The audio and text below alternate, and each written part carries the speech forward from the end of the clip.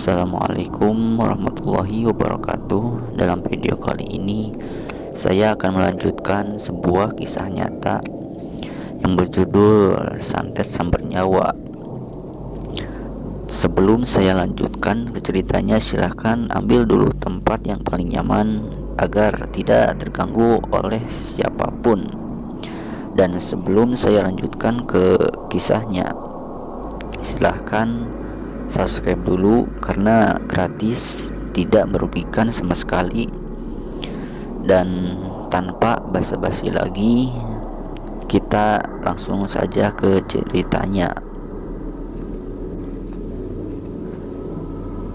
Kang Wi tahu saat telur angsa yang digunakannya sebagai media untuk menarik kiriman santet dari seseorang, telurnya meledak dan cairan kuning serta putih telur yang muncrat dan mengena tubuhnya memang sangat terasa begitu panas dan gatal.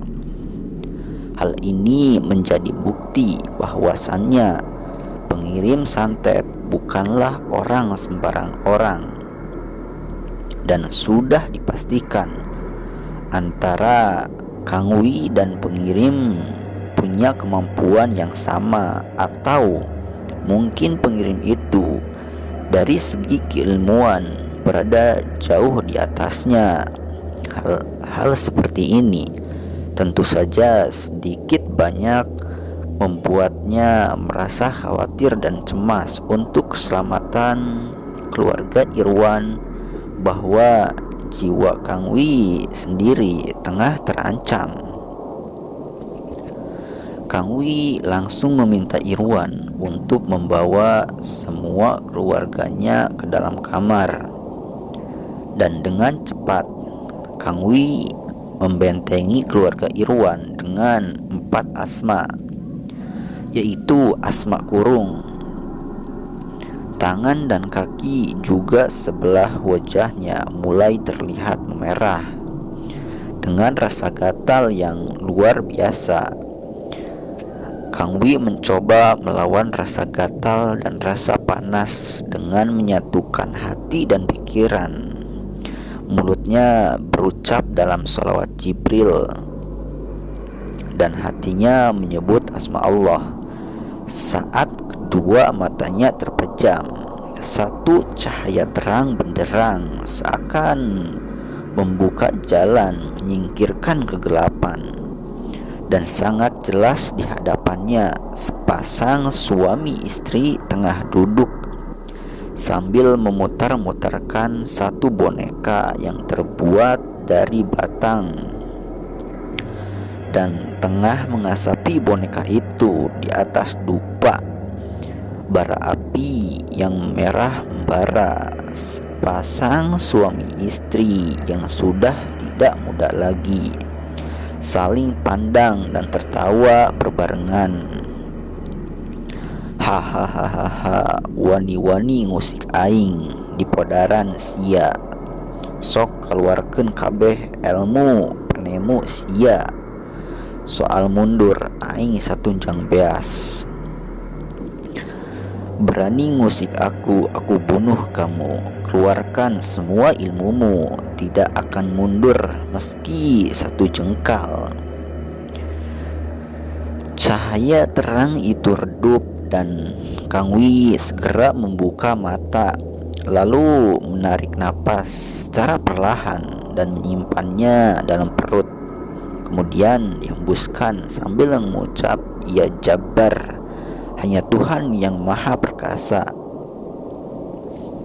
Keesokan harinya, Kang Wi merasakan tangan dan kaki seperti terikat dan sangat sulit untuk digerakkan. Dan yang lebih parah, separuh wajahnya juga tangan dan kaki mulai terlihat korengan yang terus mengeluarkan darah dan nanah dan berbau amis. Kang Wi hanya berdiam dalam kamar dan sesekali keluar untuk melihat keadaan mamah dan keluarganya. Pada akhirnya Kang Wi harus melawan rasa sakit yang dirasakannya dengan sedikit dipaksa. Kang Wi berjalan-jalan ke arah belakang rumah yang memang cukup luas. Sebuah rumah yang megah dengan luas tanah yang lebar. Dengan sedikit menggusur kaki, ia terus berjalan mengitari rumah hingga kembali ke halaman depan. Mama dan kedua anaknya tengah duduk di kursi tamu halaman depan. "Gimana kondisi Mas Wi sekarang?" tanya Neti, adiknya Irwan. "Alhamdulillah sudah lumayan," jawabnya sambil tersenyum. "Wi, itu dukunnya hebat juga ya, sampai kejadiannya seperti itu. Coba kalau ilmunya dipakai buat nolong orang, kan bermanfaat buat dia," ucap Mama sambil menatap ke arahku, yaitu menatap ke arah kepada Kang Wi. "Iya mah, seharusnya seperti itu. Tapi yang namanya black magic kebanyakan memang digunakan untuk menyakiti orang lain.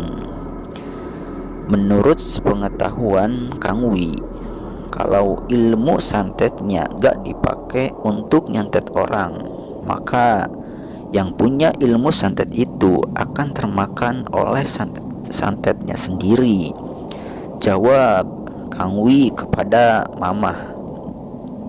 "Oh gitu ya Wi, berarti mereka itu kejam ya Wi, hingga rela membunuh dan menyakiti orang lain?" Mama kembali bertanya. "Yang kejam itu bukan dukunnya mah, tapi yang menggunakan jasa dari dukun itu sendiri.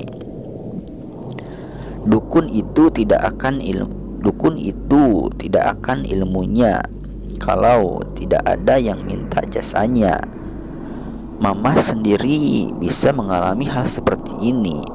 Sebelumnya, apa pernah Mama menyakiti orang lain atau salah berucap sama orang-orang?" tanya Kang Wi.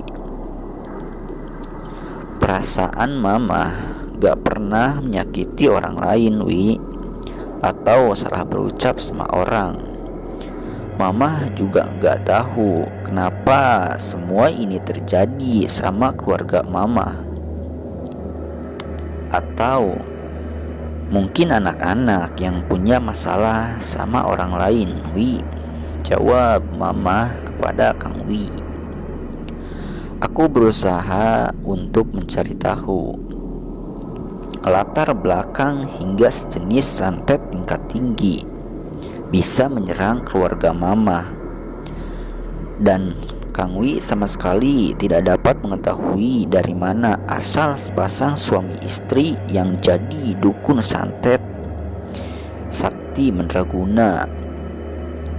Meski beberapa kali Kang Wi coba untuk membuka tirai goib yang membentengi mereka, tapi yang jelas dukun itu masih satu suku dengannya. Ingatannya kembali pada kejadian beberapa tahun lalu, di mana saat itu Kang Wi menghadapi santet yang hampir sama dengan keluarga Irwan. Ya, santet setan kober dan santet sambar nyawa sama-sama termasuk dalam santet yang ganas juga kejam. Bukan hanya target yang kehilangan nyawanya, bahkan yang mencoba untuk mengobati bisa juga kehilangan nyawanya. Tapi Kang Wi yakin bahwa ilmu Gusti Allah lebih hebat dari ilmu mereka yang punya. Selepas sholat Isya, Kang Wi meminta Mama dan anak-anaknya untuk berdoa dan memohon perlindungan kepada Gusti Allah.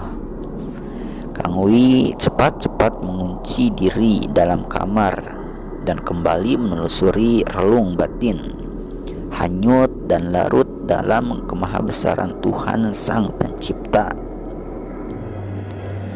Entah telah berapa lama Kang Wi mengunci diri, suara ledakan dari arah belakang rumah cukup keras terdengar secara beruntun, disusul sebuah ledakan yang menggelegar yang terdengar dari arah depan. Sontak Kang Wi bangun dan membuka pintu lalu keluar. Ia lihat Irwan tengah berdiri depan pintu. Kang Wi dengar suara ledakan itu, tanya Irwan sambil mengarahkan jari telunjuk ke arah luar rumahnya. Kang Wi hanya mengangguk dan meminta Irwan untuk terus berdoa dan jangan terpengaruh oleh suara ledakan itu. Lalu langkah kakinya mengarah ke arah pintu. Sesaat kemudian, Kang Wi telah berada di halaman depan. Matanya melihat bambung hideng, yaitu kumbang hitam. Hewan sejenis ini biasanya digunakan sebagai media untuk mengantarkan kiriman santet. Pulang atau aku bakar, batin Kang Wi sambil menatap ke arah kumbang hitam itu.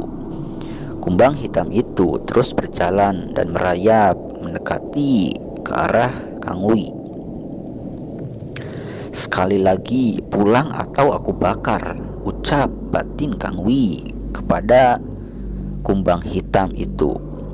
Saat melihat kumbang itu malah semakin mendekat.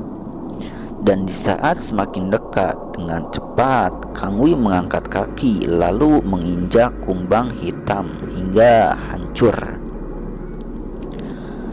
Suara angin terasa begitu kencang mengarah ke arah Kang Wi. Terasa begitu dingin dan lembab. Lalu tidak lama kemudian, satu bola api melesat dan berputar di atas rumah Irwan. Turun dan wujudkan ragamu, suara Kang Wi lantang sambil menatap bola api yang terus berputar di atas rumah.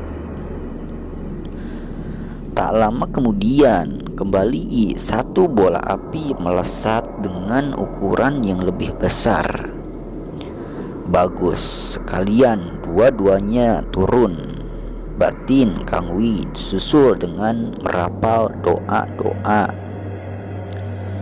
Dua bola api yang datang dan berputar-putar seakan mendengar dan mengerti apa yang Kang Wi katakan.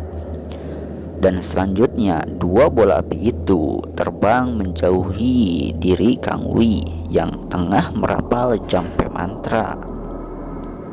Melihat hal itu, Kang Wi merasa lega lalu menarik napas sambil mengucap syukur alhamdulillah. Namun tanpa sepengetahuannya, ternyata bola api itu kembali datang dari arah yang berlawanan. Terasa hawa sangat panas akan membakar tubuhnya.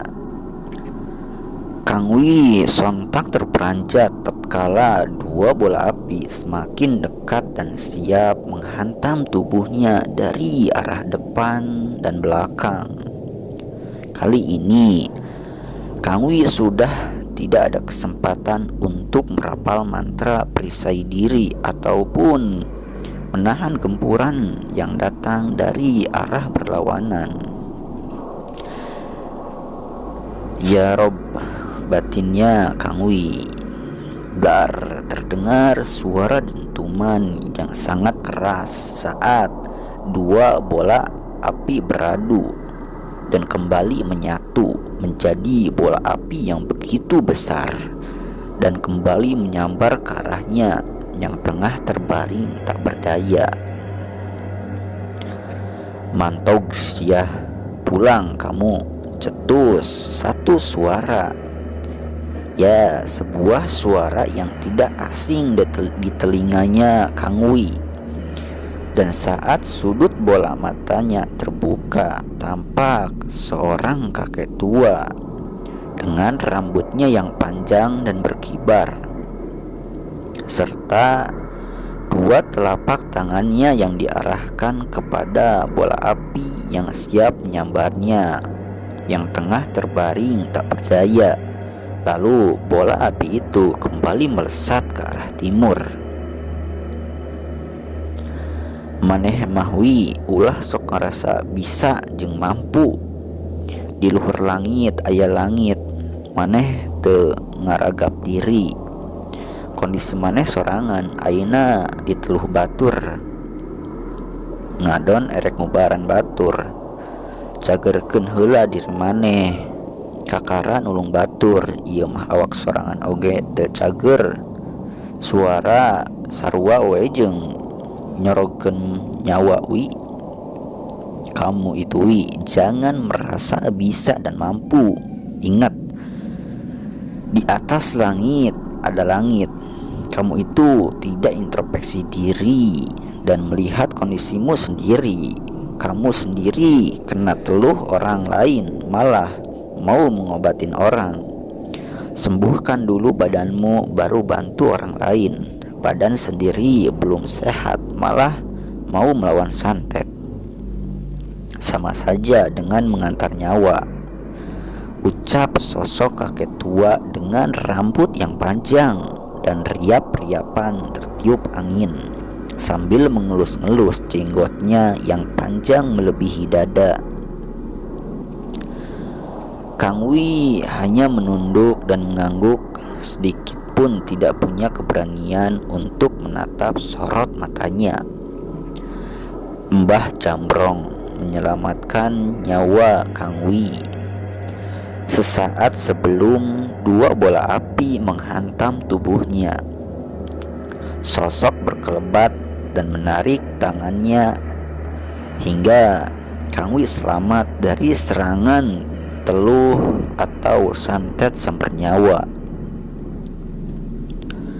Kedua tangan Mbah Jambrong mengusap kedua kaki Kang Wi, juga bagian tubuhnya yang memang pada waktu sebelumnya terkena kiriman santet dari sepasang suami istri dukun santet. Mbah rek balik sing ati-ati, nu dising hareupan ku hidap wi. Lain lawan hidap, tapi lain berarti teu bisa dilawan. Ngan butuh waktu pikeun ngalawana. Kuatkeun ibadahna leuwih deukeut jeung anu nyiptakeun urang. Insyaallah aya jalan wi. Mbah mau pulang, harus hati-hati. Yang kamu hadapi bukan lawanmu, tapi bukan berarti tidak bisa dilawan. Taat dalam beribadah dan lebih dekat dengan Gusti Allah. Insya Allah ada jalan. Terima kasih Mbah, jawab Kang Wi singkat dan hanya menunduk, tak berani mengangkat kepalanya. Sebuah sentuhan dan belayan di rambut kepalanya begitu terasa, seiring suara salam dari Mbah Jambrong. Sesaat kemudian suasana malam itu begitu hening. Keesokan harinya, saat Kang Wi dan keluarga Irwan berkumpul di tengah rumah, maaf mah, juga pada semua anak-anak mama, Kang Wi ada perlu untuk beberapa hari ke depan. Mumpung Kang Wi lagi di Bandung, Kang Wi mau ziarah ke makam nenek di daerah Garut. Jadi minta izin, ucap Kang Wi kepada mama serta kepada anak-anaknya. Kamu sudah sehat, Wi? Tanya Mama sambil mengamati dan memperhatikan sekujur tubuhnya Kang Wi. Insya Allah mah sudah baikan sekarang, jawab Kang Wi kepada Mama. Pasti semalam terjadi sesuatu ya? Tanya Irwan kepada Kang Wi sambil memperhatikan kedua kakinya yang terlihat luka-luka koreng yang mulai mengering. Gak ada apa-apa semalam, insya Allah aman-aman, jawabnya singkat. Dan Kang Wi merasa tidak harus menceritakan apa yang terjadi sama keluarga Irwan termasuk ibunya. Terus Mama gimana Wi? Tanya Mama dengan nada cemas. Iya Kang, timpal Neti. Sementara Irwan dan Sari hanya terdiam sambil mengusap wajah mereka dengan telapak tangan. Apakah secara tidak langsung Kang Wi mundur diri untuk mengobati keluarga kami? Kali ini Sari yang bertanya. Mama tahu dan banyak yang mencoba untuk mengobati.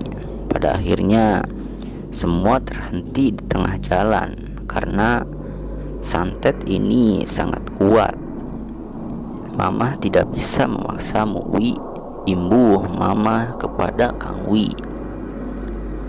Kang Wi yang mendengar pertanyaan bertubi-tubi dari keluarga Irwan hanya mampu menarik napas.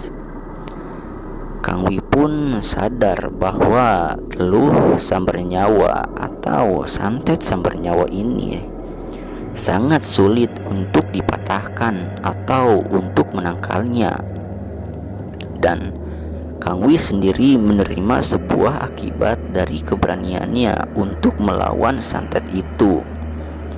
Jika saja malam itu Mbah Jambrong tidak datang menyelamatkanku, mungkin nasib tidak jauh beda dengan orang-orang sebelum Kang Wi yang mencoba melawan santet itu sakit dan mati secara perlahan. Mohon maaf Mah, secara keilmuan Wi, Kang Wi akui bahwa dukun pengirim santet ini jauh di atas Kang Wi. Dan jujur, ilmu ini sudah termasuk teluh yang langka atau santet yang langka dan merupakan sebuah ilmu tingkatan tertinggi. Ilmu sejenis ini menghancurkan secara perlahan target, tapi bisa membunuh dengan cepat. Siapa saja yang berani melawannya Wi. Minta izin. Kang Wi minta izin untuk beberapa hari mencari petunjuk agar mampu menangkal kiriman ini. Dan semua itu butuh tirakat Mah, ucap Kang Wi, agar keluarga itu paham dengan maksudnya Kang Wi. Iya Kang, saya paham. Kira-kira Akang tahu enggak seseorang yang bisa menangkal kiriman santet ini? Tanya Irwan. Kang Wi hanya menggelengkan kepala sebagai jawaban Kang Wi pada Irwan.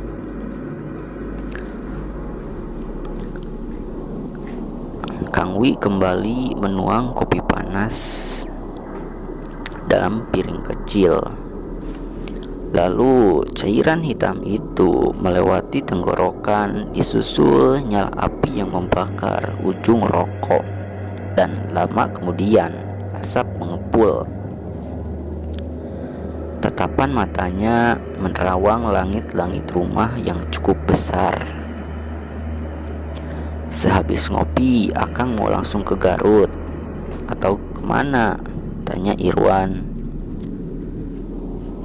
Enggak Wan, aku mau silaturahmi dulu dan jumpai teman-teman saat aku kecil, jawab Kang Wi kepada Irwan. Oh, Akang mau Ke Laswi dulu ya, jawab Irwan. Iya Wan, Jalan Laswi, kampung halaman tercinta, jawabnya sambil tersenyum. Kalau boleh, saya nemani Akang ke Garut, boleh Kang? Irwan kembali bertanya kepada Kang Wi. Wan, di rumah saja, temani Mama. Dan saya minta doa dari Mama dan semuanya.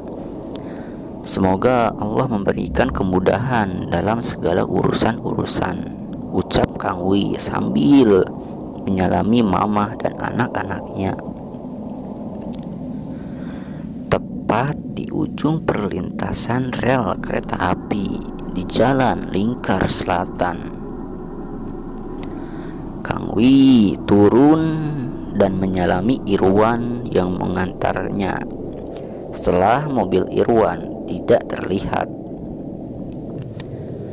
Kang Wi segera melangkah menuju sebuah kawasan PJKA, tempat di mana waktu dia kecil sering bermain. Setelah mendekati gerbang dan terlihat seorang penjaga atau security,